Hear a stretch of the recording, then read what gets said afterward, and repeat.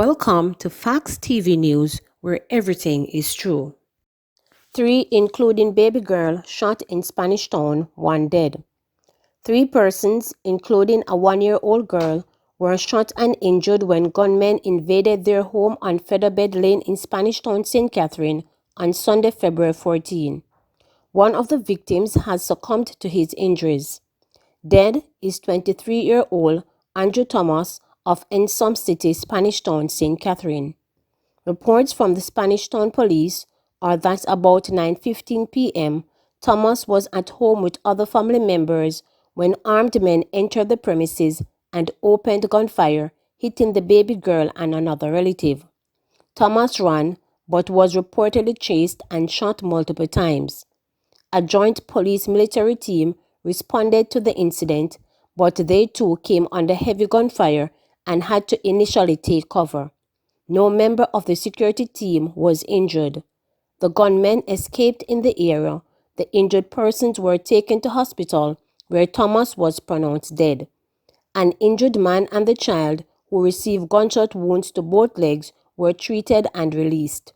Police investigations continue into the incident. Bike patrol team nabs alleged phone thief in Clarendon. A man was nabbed by the police in Clarendon shortly after he reportedly robbed a man on Anderson Street in Denby in the parish on Thursday, February 11. He is 21-year-old Kimanis Michael of Summerfield District in the Chapelton area of Clarendon, who has been charged with robbery with aggravation.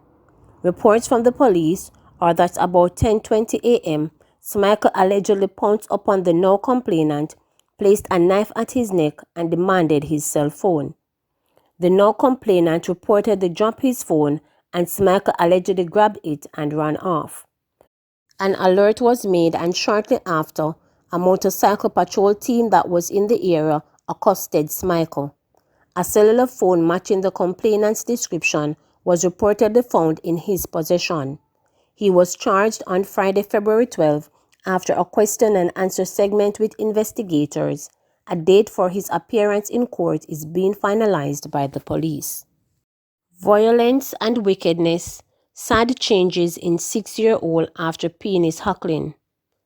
The 6-year-old St. Thomas boy, whose penis was chopped off by a 16-year-old youth who attacked him in 2019, is said by family members to be displaying troubling behaviors.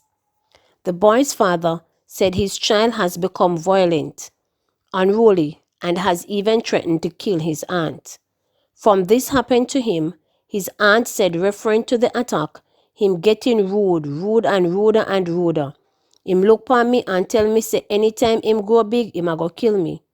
She continued in a video posted to YouTube, because people hurt him and him try for the rudeness, and we try to correct him, but through him traumatized, him can't know say we are try to correct him. Him wicked, the child's father said in a frustration at the troubling changes in his son. The fall in the yard, the boy drop a stone in the fall head and mash up his head. Me just look pon him and say, you see you're a wicked youth. Fall where him love him killing.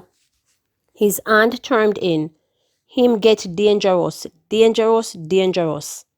The dad said his son doesn't care when he tries to reason with him about his behavior. He doesn't business what you want to say to him, because he's dead already, and him a go dead, and him no business. Sometime a pure gun him sit down a try make, the father stated. According to the father, the boy has been jeered at school over the attack, and he has expressed a desire to have him transferred. Meanwhile, the father has appealed for help with the child, who he said has sadly turned into a monster. The family is also seeking financial assistance for a 2024 surgery for the child. The boy is also said to have a doctor's appointment in May. The boy was attacked in August 2019 by the teen who chopped off his penis and stabbed him before leaving him for dead. The victim's father found him in bushes after he did not come home. The court recently sentenced the teen, who was 16 years at the time of the crime, to 3 years and 7 months in prison. The court was reportedly told that the teen himself was a victim of abuse.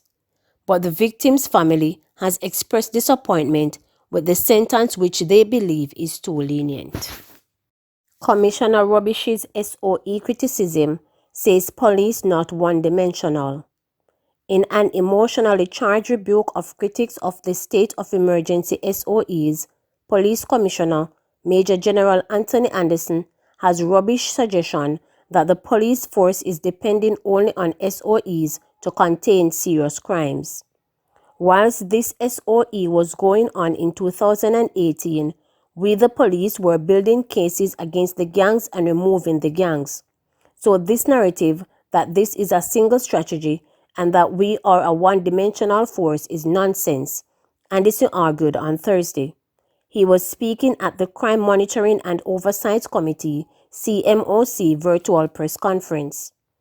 His rebuke came on the same day when a newspaper article published a report suggesting that 3 retired police commanders, 2 of whom serve as police commissioners, criticized the use of states of emergency, describing them as being ineffective. According to the article, those expressing that viewpoint were retired Police Commissioner Owen Ellington and Rear Admiral Harley Lewin, and retired Deputy Police Commissioner Novlet Grant, who acted in the top position. The opposition People's National Party, PNP, has also discredited the use of the states of emergency, calling them unconstitutional, while human rights groups have called out the use of the enhanced security measures for reportedly infringing on the rights of people. But Anderson has hit back at the criticism by explaining that since the first states of emergency were implemented in St. James in 2018, the data has declared that the measures has worked. The data says this SOE works. If there are problems with it, let us fix those problems and not throw out the baby and the bathwater, Anderson maintained.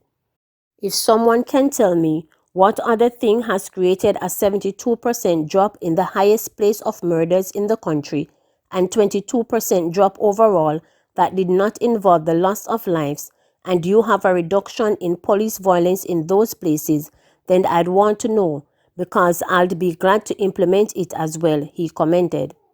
Using statistics to back his point, Anderson cited St. James, where murders jumped in 2018 when the first state of emergency was used. The year prior, St. James recorded over 300 murders, the highest across all police divisions in the country. Jamaica also recorded over 1,600 murders in 2017. When the first SOE came in 2018, we got a 72% drop in homicides in the murder capital of St. James. It has never gone back there, and we got a 22% drop in homicides in the country overall, Anderson stressed. He took a swipe at human rights group, which he said only spoke out against the states of emergency after the reduction of murders came in 2018. The challenge was that it was a human rights issue after the 200 plus people who are now alive were dead the previous year, he stated. But even when arguments of human rights violations were made by the public defender and human rights group, Anderson said the police made changes to how they operated under the SOEs. On that note, he called on critics to put aside their emotions and research the effectiveness of the enhanced security measures that were used by the police forces. 2% and 3% drops in murders with increased efficiency is what you'll get from normal police action. Extraordinary things, whether it is enhanced security measures, consequences, or whatever it gives you big drops. This is not unique to Jamaica. Research needs to drive what we do, not our emotions around things, he contended. Meanwhile, the commissioner welcomed the current bipartisan discussions on crime that he is hopeful will address several core issues, including an almost 50% recidivism rate and 80% of people in prison coming from 20 of the island's high schools. He did not name the secondary institutions. In relation to last month's spike in murders, Anderson expressed confidence that the situation would be brought under control, resulting in another year of decline in killings. In the short term, even though we are a little bit above last year in terms of murders, we implemented some additional things and we will see the trend go down, and it will go down below last year, he assured. Please remember to subscribe, like, share, and click the notification bell for daily updates.